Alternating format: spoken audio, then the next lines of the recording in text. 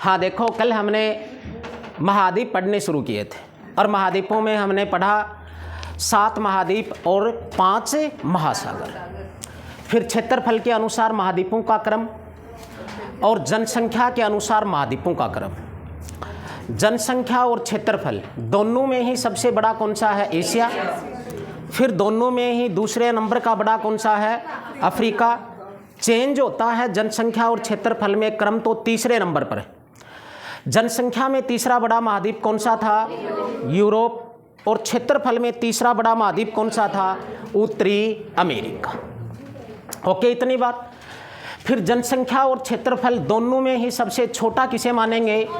Australia महाद्वीप है। और फिर हमने एक महाद्वीप कल की क्लास में पढ़ा था, शुरू कर दिया था पढ़ना, और वो कौन सा था? एशिया। एशिया की कुछ एक बातें हमने पढ़ी कि एशिया हिब्रू भाषा के आंसू शब्द से बना है, जिसका अर्थ है उगता हुआ सूर्य। अब एशिया के कुछ उपनाम भी थे: विषमताओं वाला महाद्वीप, महाद्वीपों का महाद्वीप, मानव का घर, भूत व भविष्य का महाद्वीप, ऐसे कुछ उपनाम पढ़े। उसके बाद में 2 पॉइंट हमने पढ़े थे: एशिया में स्थित विश्व का सबसे ऊंचा पर्वत शिखर, और इसी एशिया में है विश्व का सबसे गहरा गड्ढा, मेरियाना ट्रेंच और माउंट एवरेस्ट। अब आगे की बात करते हैं तो एशिया में विश्व प्रसिद्ध 2 पठार हैं। कौन कौन से हैं वो 2 पठार? लिखना शुरू कीजिए। तिब्बत का पठार। पहले आप कौन सा पठार लिखेंगे? तिब्बत का पठार। तिब्बत का पठार। अब तिब्बत पठार की बात करते हैं तो आप लिखेंगे यह विश्व का सबसे विस्तृत पठार है। विस्तृत पठार है। विस्तृत का मतलब लंबा और चौड़ा है, यानी क्षेत्रफल ज़्यादा है इसका, लेकिन ऊंचा नहीं है। देखो, ये हर बात जितने भी लिखेंगे सब एशिया की है। तो एशिया में स्थित विश्व का सबसे विस्तृत पठार कौन सा है? तिब्बत का। इसका क्षेत्रफल लिखेंगे आप, कितना है? 2 लाख वर्ग किलोमीटर। क्षेत्रफल बोलो कितना है? 2 लाख वर्ग किलोमीटर। ओके, इतनी बात। उसके बाद में अगला एक पठार है और वो है पामीर का पठार। किसका पठार रे? पामीर का पठार। पामीर के पठार के आगे लिखेंगे यह विश्व का, किसका? विश्व का सबसे ऊंचा पठार है। सबसे ऊंचा पठार है। विश्व का सबसे ऊंचा पठार किसका है? पामीर का। पामीर के पठार ऊंचा है, तो ऊंचाई कितनी है? ऊंचाई बोलो कितनी है? 4875 मीटर।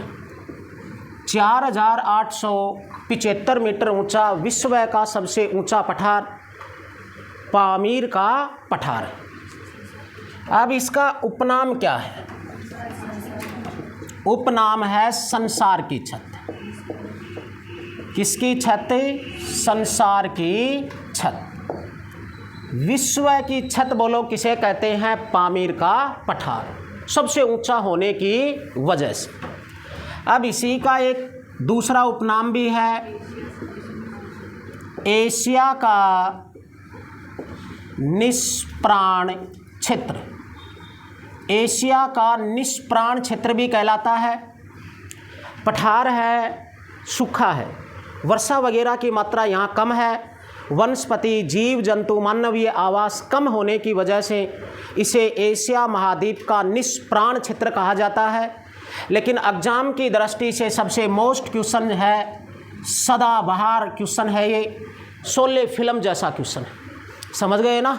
और वो है संसार की छत। चलिए एक क्वेश्चन आपके लिए छोड़ते हैं, भारत का सबसे लंबा ऊंचा विस्तृत पठार कौन सा है? अरे तुम्हें विश्व लेवल का नॉलेज है, लेकिन अपना भी रखो। विश्व का सबसे विस्तृत पठार तिब्बत, विश्व का सबसे ऊंचा पठार पामीर। लेकिन भारत का सबसे विस्तृत ऊंचा लंबा कुछ भी हो एक ही है, हिमालय तो पर्वत है, देश के दुश्मनों पर्वत है हिमालय। तो पठार और पर्वत में अंतर नहीं पता तुम्हें? बेसिक नॉलेज तो होनी चाहिए। आकर बैठ गए अनाज के दुश्मन। दक्कन का पठार, किसका पठार? दक्कन का पठार। ये तो आपने सिद्ध कर दिया हो तो अनाज के बोरे तुम। और दक्कन का पठार कहाँ है? महाराष्ट्र। जो भारत का सबसे विस्तृत लंबा पठार की श्रेणी का पठार है दक्कन का पठार। आगे लिखिएगा। अब हम यहाँ पर एशिया महाद्वीप की प्रसिद्ध नदियाँ पढ़ेंगे। इंडियन नदियाँ तो आपको आती हैं। लिखो सबसे पहले विश्व एशिया की सबसे लंबी नदी यांग टीसी क्यांग नदी। यांग टीसी क्यांग नदी कौन सी नदी है मेरे प्यारे बच्चों? यांग टीसी क्यांग नदी चीन में स्थित है। एक तो ये याद रखेंगे और फिर इसकी लोकेशन लिखेंगे। एशिया की सबसे लंबी नदी, एशिया महाद्वीप की सबसे लंबी नदी है। एशिया की सबसे लंबी नदी ये लगभग 5,557 किलोमीटर लंबी है। तिब्बत पठार से निकलती है, पूर्वी चीन सागर में जाकर गिरती है। संघाई और वुहान चीन के दोनों शहर इसी नदी के किनारे। लिखो संघाई व वुहान दोनों चीन के शहर हैं। ये संघाई व वुहान, संघाई और वुहान शहर, ये दोनों शहर किस नदी के किनारे हैं? यांग टीसी क्यांग नदी पर स्थित है।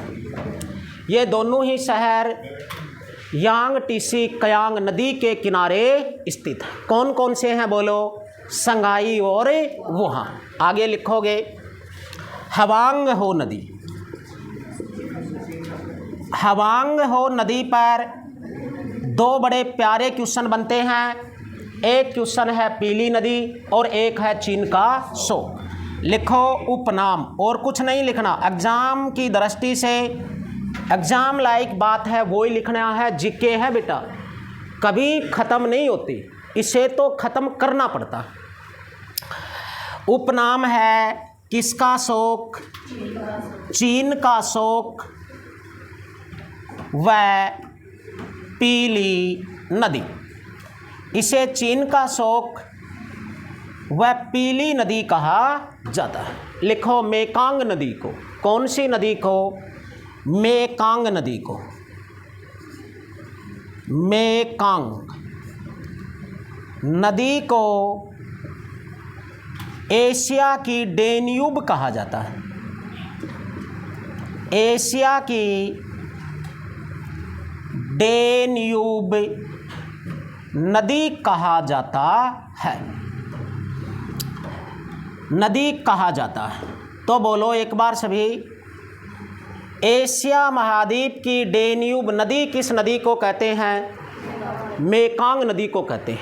याद रखना मेकांग नदी चीन देश में ही है।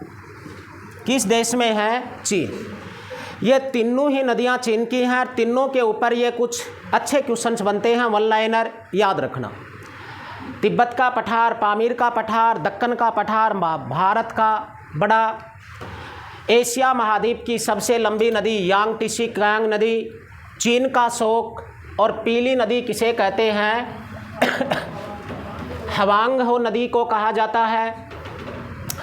उसके बाद में बच्चों मेकांग नदी को क्या कहते हैं? एशिया की डेन्यूब। लेकिन याद रखना ये डेन्यूब यूरोप की नदी है। किस महाद्वीप की नदी है डेन्यूब? यूरोप की नदी है। ओके, इतनी बात। चलिए आगे इसी एशिया में स्थित विश्व प्रसिद्ध कुछ झीलें हैं, उन झीलों की लोकेशन आपको पढ़ने हैं। और सबसे पहले लिखेंगे कैस्पियन सागर झील। कौन सी झील? कैस्पियन सागर। कैस्पियन सागर झील। कैस्पियन सागर झील की क्या विशेषता है? लिखो, सीरिया जॉर्डन देशों की सीमा पर स्थित। कौन से देश? सीरिया प्लस जॉर्डन देशों की सीमा पर स्थित, सीमा पर स्थित विश्व की सबसे बड़ी खारे पानी की झील। यह विश्व की सबसे बड़ी खारे पानी की झील है। लिखो, विश्व की सबसे बड़ी खारे पानी की झील। खारे पानी की झील है तो एशिया में, है तो एशिया में, लेकिन देश कौन कौन से हैं? सीरिया व जॉर्डन देशों के बॉर्डर पर स्थित विश्व की सबसे बड़ी खारे पानी की झील है। कौन सी? कैस्पियन सागर। भारत की सबसे बड़ी खारे पानी की झील चिल्का है। ठीक है, आगे लिखेंगे वोन झील, वोन लेक या वोन झील। वोन झील की क्या विशेषता है? लिखिएगा, यह तुर्की में स्थित, कौन से देश में स्थित है वोन झील? तुर्की में स्थित विश्व की सर्वाधिक लवणता वाली झील है। लवणता वाली झील है। मतलब यह है बेटा, सबसे बड़ी खारे पानी की झील तो कौन सी है? कैस्पियन सागर। लेकिन ऐसी झील जिसमें लवणता अधिक है, खारापन अधिक है, अर्थात इसका जल सबसे खारा है। अरे जल में लवणता की मात्रा भी तो कम अधिक हो सकती है। ये सबसे बड़ी खारे पानी की तो नहीं, लेकिन सबसे खारी झील है। तो सर्वाधिक लवणता वाली, सर्वाधिक खारेपन वाली झील कौन सी झील है? वोन झील। उसके बाद में एक झील है बैकाल झील। कौन सी झील? बैकाल झील। बैकाल झील कहाँ स्थित है? दक्षिणी रूस। ये रूस के दक्षिणी भाग में है। दक्षिणी रूस में स्थित विश्व की सबसे गहरी झील है। विश्व की सबसे गहरी झील है। इसकी गहराई जो है धरातल से, याद रखना, वो 1940 मीटर है। 1940 मीटर धरातल से गहरी झील है। विश्व की सबसे गहरी झील। उसके बाद में आप लिखेंगे मर्त सागर। कौन सा सागर है? मर्त सागर। मर्त सागर एशिया में है, लेकिन किन देशों के बॉर्डर पर है? जॉर्डन व इजराइल। लिखो, जॉर्डन प्लस इजराइल, दो देशों के बॉर्डर पर है ये मर्त सागर। जॉर्डन व इजराइल देशों की सीमा पर स्थित है। कहाँ पर स्थित है ये? जॉर्डन व इजराइल। लिखो, इसकी दो विशेषता हैं। एक तो पृथ्वी का सबसे नीचा भूभाग है और एक सबसे खारा सागर है। सबसे खारा सागर है। लिखो, यह पृथ्वी का सबसे नीचा भूभाग, सबसे नीचा भूभाग है तथा विश्व का सबसे खारा सागर है। खारे से मतलब है सर्वाधिक लवणता वाला। जिस प्रकार से विश्व की सर्वाधिक खारी झील कौन सी है? वोन झील। ऐसे ही विश्व में सर्वाधिक लवणता वाला सागर मर्त सागर है, सर्वाधिक खारा सागर है। तो पृथ्वी का सबसे नीचा भूभाग भी है, ये याद रखना। आपने कितनी झील लिख रखी हैं? ये चारों मोस्ट हैं। कैस्पियन सागर झील सीरिया व जॉर्डन देशों के बॉर्डर पर है, जो क्या है? विश्व की सबसे बड़ी खारे पानी की झील। वोन झील है, ये तुर्की देश में स्थित है, जो विश्व में सर्वाधिक खारी सर्वाधिक लवणता वाली झील है। बेकाल झील दक्षिणी रूस देश में स्थित है, जो विश्व की क्या है? सबसे गहरी। मर्त सागर है, ये 2 देशों के बॉर्डर पर है, Jordan plus Israel.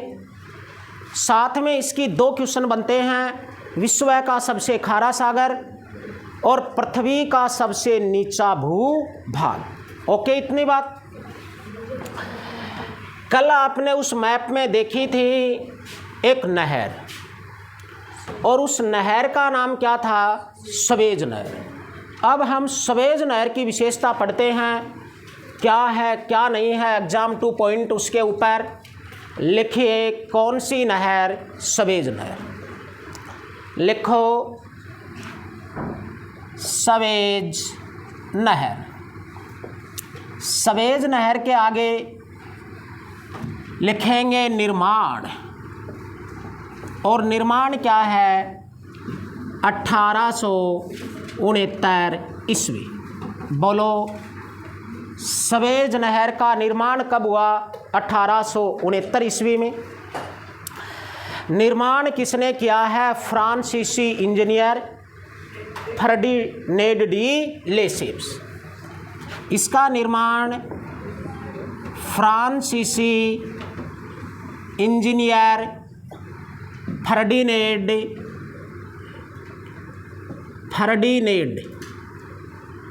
De Lesseps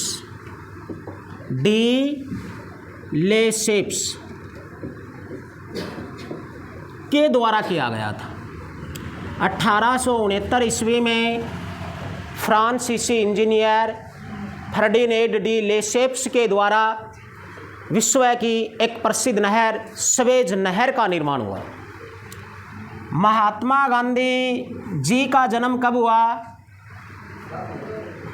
1869 में। तो ये दोनों डेट याद रख सकते हो। महात्मा गांधी के जन्म वर्ष पर ही सवेज नहर का क्या हुआ था? निर्माण। लिखोगे सवेज नहर का राष्ट्रीयकरण। सवेज नहर का राष्ट्रीयकरण 1956 किस देश ने किया? मिस्र ने। एक ही लाइन में क्वेश्चन 2 हैं कि सवेज नहर का राष्ट्रीयकरण कब हुआ? 1956। सवेज नहर का राष्ट्रीयकरण किसने किया? मिस्र देश ने किया। संगम लाइन फॉल्ट मत कर। हो गई इतनी बात। आगे लिखो, यह लाल सागर प्लस भूमध्य सागर, भूमध्य सागर को जोड़ती है।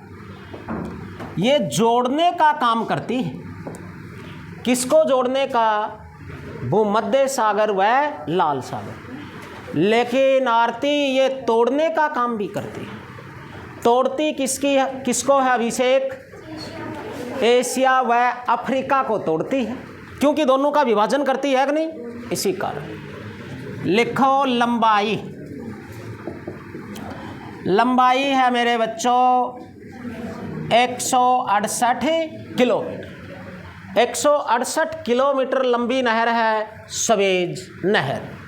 आगे लिखो उत्तरी बंदरगाह। सवेज नहर का उत्तरी बंदरगाह, और उत्तर में लाल सागर है या भूमध्य सागर? भूमध्य सागर है सवेज नहर के उत्तर में। तो भूमध्य सागर में स्थित सवेज नहर का बंदरगाह या उत्तर में स्थित सवेज नहर का बंदरगाह एक ही बात है। क्या है वो? Port Said. क्या है? Port Said. अब लिखो दक्षिणी बंदरगाह। दक्षिणी बंदरगाह, और दक्षिण में इसके कौन सी जल राशि है? लाल सागर, और उसका नाम क्या है? Port Suez. ये बंदरगाह कई बार आए कि सवेज नहर का उत्तरी बंदरगाह किस नाम से जाना जाता है या क्या नाम है, तो वो है पोर्ट सईद, जबकि दक्षिणी क्या है? Port Suez. ओके, इतनी बात। जीवड़ा ने शांति तेरा ने भी नहीं है, दुआ करे हैं शांति मिले तुझे। लिखो आगे इसी में चलते हुए, और अब विश्व का सबसे लंबी रेल लाइन पड़ेगी, और वो है ट्रांस साइबेरियन रेल मार्ग। ट्रांस साइबेरियन रेल मार्ग। अरे साइबेरिया एक क्षेत्र है, एशियाई रूस में है। ये रूस एक ऐसा देश है जिसका कुछ हिस्सा यूरोप महाद्वीप में है, कुछ हिस्सा एशिया महाद्वीप में है। उसे एशियाई रूस कहेंगे, अर्थात ऐसा रूस जो एशिया और यूरोप दोनों में फैला हुआ है ना, उस क्षेत्र को। तो एशियाई रूस में स्थित है साइबेरिया क्षेत्र। साइबेरिया एक बर्फीला क्षेत्र है, और इस साइबेरिया बर्फीले क्षेत्र से एक रेल लाइन गुजारी गई है, और यही विश्व की सबसे लंबी रेल लाइन है।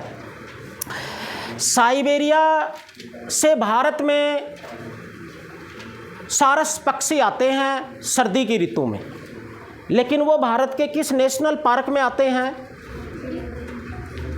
अरे साइबेरिया से आने वाले पक्षी, जिसे पक्षियों का स्वर्ग कहते हैं, केवलादेव। शाबाश। राजस्थान के भरतपुर जिले में एक नेशनल पार्क राष्ट्रीय उद्यान है जिसका नाम केवलादेव है, या दूसरा नाम क्या है? घन्ना। नेशनल पार्क में साइबेरिया से आने वाले पक्षी सर्दी की ऋतु में आते हैं। तो इसी साइबेरिया क्षेत्र में जो एक टुंड्रा क्षेत्र है, बर्फीला क्षेत्र है, इससे एक ट्रेन निकाली गई।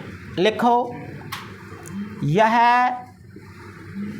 एशियाई रूस में स्थित, एशियाई रूस में स्थित, यह एशियाई रूस में स्थित विश्व का सबसे लंबा रेल मार्ग है। विश्व का सबसे लंबा रेल मार्ग कौन सा है? ट्रांस साइबेरियन रेल मार्ग। इसकी लंबाई लगभग हो जाएगी 9,438 किलोमीटर। 9,438 किलोमीटर लंबी यह रेल लाइन है। ये कहाँ से कहाँ तक है? लिखो, यह रूस के लेनिनग्राड से, यह रूस के लेनिनग्राड से व्लादिवोस्टोक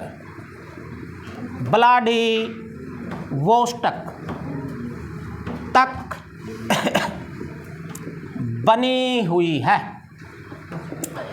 ये जो रेल लाइन है मेरे बच्चों, ये रूस देश में है, और इसका फर्स्ट और लास्ट रेलवे स्टेशन कौन से हैं? लेनिनग्राड से व्लादिवोस्टोक। एक क्वेश्चन आपके लिए है, भारत का सबसे लंबा रेल लाइन कौन सी है? भारत की भारत की सबसे लंबी रेल लाइन अर्थात भारत में सबसे लंबी दूरी तय करने वाली जो रेलगाड़ी है किस रेलवे स्टेशन से किस रेलवे स्टेशन तक चलती है, वही भारत का सबसे लंबा रेल मार्ग हो जाएगा। बोलो कौन सी? विवेक एक्सप्रेस है, जो असम के डिब्रूगढ़ से चलकर तमिलनाडु के कन्याकुमारी तक जाती है, सबसे लंबी दूरी तय करने वाली रेलगाड़ी है। तो भारत का सबसे लंबा रेल मार्ग भी कौन सा हो जाएगा? असम के डिब्रूगढ़ से तमिलनाडु के कन्याकुमारी तक। तो ये सबसे लंबी रेल लाइन हो गई आपकी। और विश्व प्रसिद्ध एक नहर, कौन सी नहर? सवेज नहर। ओके है ना सभी बच्चों का? याद करना इनको। अब इसी एशिया में कुछ विश्व प्रसिद्ध बातें और हैं, और इसमें अब बात करते हैं एशिया का सबसे ठंडा और एशिया का सबसे गर्म स्थान कौन सा है। हो सकता है कुछ बुकों में उसे विश्व का भी सबसे ठंडा और गर्म दर्शा रखा हो, लेकिन वर्तमान में वो सिर्फ एशिया के हैं, न कि विश्व के। एक नाम लिखेंगे बरखोयास्क। बरखोयास्क, बरखोयास्क, बरखोयास्क नाम लिख लिया। लिखो साइबेरिया में स्थित, साइबेरिया में स्थित विश्व का एशिया का, एशिया का सबसे ठंडा स्थान। तो बताओ एशिया महाद्वीप का सबसे ठंडा स्थान कौन सा है? बरखोयास्क है। बरखोयास्क कहाँ पर है? साइबेरिया में है। साइबेरिया में है तो किस देश में है? रूस में है, क्योंकि साइबेरिया तो एक बर्फीला क्षेत्र टुंड्रा प्रदेश की श्रेणी का है, और इसी साइबेरिया रूस देश का बरखोयास्क स्थान एशिया महाद्वीप का सबसे ठंडा है। उसके बाद में है जैकोबाद। क्या है? जैकोबाद। जैकोबाद के आगे लिखेंगे पाकिस्तान। जैकोबाद स्थान कहाँ पर है? पाकिस्तान। लिखो एशिया का सबसे गर्म स्थान। एशिया महाद्वीप का सबसे गर्म स्थान कौन सा है? जैकोबाद। ये एशिया की कुछ विश्व प्रसिद्ध बातें थी। अब इसी एशिया में कुछ देश स्थित हैं, उन देशों के कुछ उपनाम आते हैं। किस देश का क्या उपनाम है, हमें ये लिखना है। और लिखो सबसे पहले विश्व के सबसे पूर्व में कौन सा देश माना गया है? जापान, जो एशिया महाद्वीप का देश है। अब पहले 2-3 एग्जाम लाइक मोस्ट उपनाम जापान के वो लिख लो, और एक देश का नाम लिखो, और वो है जापान। क्या है रे? जापान। अब जापान के क्या क्या उपनाम हैं लिखना शुरू कर दीजिएगा। सबसे पहले लिखेंगे सूर्य उदय का देश। किसका देश? सूर्य उदय का देश। सूर्य उदय का देश बोलो किसे कहते हैं? जापान को। उसके बाद में आगे लिखेंगे भूकंपों का देश। भूकंपों का देश। विश्व में बोलो सर्वाधिक भूकंप किस देश में आते हैं? जापान में। इसी कारण जापान का उपनाम हो गया भूकंपों का देश। विश्व में सर्वाधिक जल जहाज का निर्माण जापान में ही होता है, इसी कारण इसे क्या कहते हैं? जलयानों का देश। किसका देश? जलयानों का देश। ओके। उसके बाद में इसी का उपनाम है सुकुमार फुल्लू का देश। किसका देश? सुकुमार फुल्लू का देश। सुकुमार फुल्लू का देश भी किसे कहते हैं? जापान को। ये सभी उपनाम किसके हैं बोलो? जापान के हैं। अब ऐसे ही उपनामों के लिए प्रसिद्ध है श्रीलंका। जानते हो ना श्रीलंका को? हाँ, रावण वाली लंका। लिखो, हिंद महासागर का मोती, हिंद महासागर का मोती। बोलो, हिंद महासागर का मोती किसे कहते हैं? श्रीलंका को। उसके बाद में लिखो रत्नों का द्वीप। रत्नों का द्वीप भी किसे कहते हैं? रत्नों का द्वीप भी कौन सा देश? श्रीलंका। उसके बाद में है सवर्ण वाटिका। सवर्ण वाटिका भी किसे कहते हैं? श्रीलंका को ही कहा जाता है। रत्नों का द्वीप, सवर्ण वाटिका, ये सभी उपनाम किसके हैं? श्रीलंका के। ओके बेटा, आगे लिखो तुर्की। एक देश है तुर्की। तुर्की के क्या क्या उपनाम हैं? एशिया का तो प्रवेश द्वार है, यूरोप का मरीज भी है। लिखो, एशिया का प्रवेश द्वार। बोलो, एशिया का प्रवेश द्वार किसे कहते हैं? तुर्की को। तो इसी तुर्की का एक दूसरा उपनाम है यूरोप का मरीज। किसका मरीज? यूरोप का मरीज। किसका मरीज? यूरोप का। समझ में आ गई? ये तुर्की की कहानी है। लिखो टर्की। देश है टर्की। कौन सा देश? टर्की। टर्की के आगे लिखेंगे फलों का देश, फलों का स्वर्ग। फलों का स्वर्ग किसे कहते हैं? टर्की को कहा जाता है फलों का स्वर्ग। फिर लिखोगे मंगोलिया। कौन सा देश? मंगोलिया। मंगोलिया का उपनाम क्या है रे? एशिया की नाड़ी। एशिया महाद्वीप की नाड़ी किसे कहते हैं? एशिया की नाड़ी। बोलो, कौन सा देश? मंगोलिया देश। उसके बाद में आप लिखेंगे पाकिस्तान। कौन सा देश? पाकिस्तान। लिखो नहरों का देश। नहरों का देश अर्थात विश्व में सर्वाधिक नहर या विश्व में सर्वाधिक सिंचाई नहर किस देश में है? विश्व में सर्वाधिक डाकघरों वाला देश कौन सा है? भारतीय है। लिखो विश्व में सर्वाधिक डाकघरों वाला देश। विश्व में सर्वाधिक, विश्व में सर्वाधिक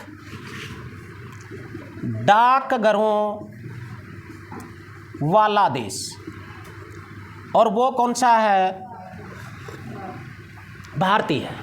उसके बाद में आप लिखेंगे मलक्का द्वीप, इंडोनेशिया का।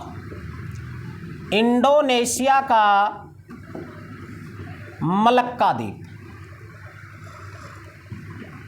इंडोनेशिया का मलक्का द्वीप मसालों का द्वीप कहलाता है। क्या कहलाता है? मसालों का द्वीप। मसालों का द्वीप किसे कहते हैं? मलक्का द्वीप को। लेकिन मलक्का द्वीप किस देश का द्वीप है? इंडोनेशिया का। लोंग का द्वीप किसे कहते हैं? जंजीबार द्वीप। लिखो लोंग का द्वीप, ये जंजीबार द्वीप। कौन सा द्वीप है? जंजीबार। जंजीबार द्वीप मेरे बच्चों याद रखेंगे एशिया का नहीं है, अफ्रीका महाद्वीप में है ये। लेकिन बात मसालों की आई, इसी कारण यहाँ लिखवा दिया लौंका द्वीप, जंजीबार द्वीप। और जंजीबार द्वीप किस महाद्वीप का द्वीप है? अफ्रीका का। ओके, इतनी बात। अब लिखो सऊदी अरब। सऊदी अरब के लाल सागर का, सऊदी अरब के लाल सागर का तटवर्ती भाग, सऊदी अरब के लाल सागर का तटवर्ती भाग चमकते सूरज का यमलोक कहलाता है। चमकते सूरज का यमलोक कहलाता है, यमलोक कहलाता है। तो चमकते सूरज का यमलोक किसे कहते हैं? सऊदी अरब के लाल सागर के तटवर्ती भाग को। अरे लाल सागर है वो सऊदी अरब के साथ लगा हुआ, और सऊदी अरब के साथ लगा हुआ लाल सागर का तट मानी किनारा वाला जो भाग है उसे चमकते सूरज का क्या कहते हैं? यमलोक कहा जाता है। उसके बाद में लिखोगे ईरान के कालीन विश्व प्रसिद्ध हैं। ईरान के कालीन विश्व प्रसिद्ध हैं। विश्व प्रसिद्ध कालीन कहाँ के प्रसिद्ध हैं? ईरान के। कालीन होता है मोटा बिछावना, जैसे ऊँट की ऊन का मोटा बिछावना ही दरी वगैरह होती है, वो कालीन कहलाता है। फिर लिखो ढाका की मलमल विश्व प्रसिद्ध है। ढाका के मलमल विश्व प्रसिद्ध है। बांग्लादेश की राजधानी ढाका है ना,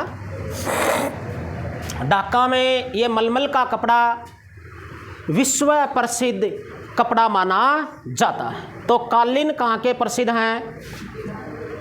ईरान के। मलमल कहाँ की प्रसिद्ध है? ढाका की।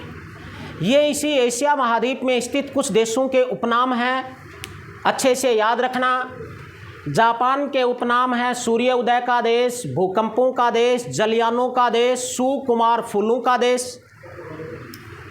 श्रीलंका है हिंद महासागर का मोती, रत्नों का द्वीप, स्वर्ण वाटिका। तुर्की को एशिया का प्रवेश द्वार, यूरोप का मरीज। टर्की है फलों का स्वर्ग। मंगोलिया एशिया की नाड़ी। पाकिस्तान नहरों का देश या सिंचाई नहरों का देश या सर्वाधिक नहरों का देश। विश्व में सर्वाधिक डाकघरों वाला देश कौन सा है? भारत। ईरान के कालीन विश्व प्रसिद्ध हैं। ढाका की मलमल विश्व प्रसिद्ध है। इंडोनेशिया का मलक्का द्वीप मसालों का द्वीप है, लेकिन लौंग का द्वीप याद रखेंगे जंजीबार द्वीप जो अफ्रीका का द्वीप है। सऊदी अरब के लाल सागर का तटवर्ती भाग है वो चमकते सूरज का यमलोक कहलाता है। ठीक है, ये हमारे इस एशिया महाद्वीप में कुछ ओबलिक उपनाम हैं। एशिया आपका पूरा हुआ। कल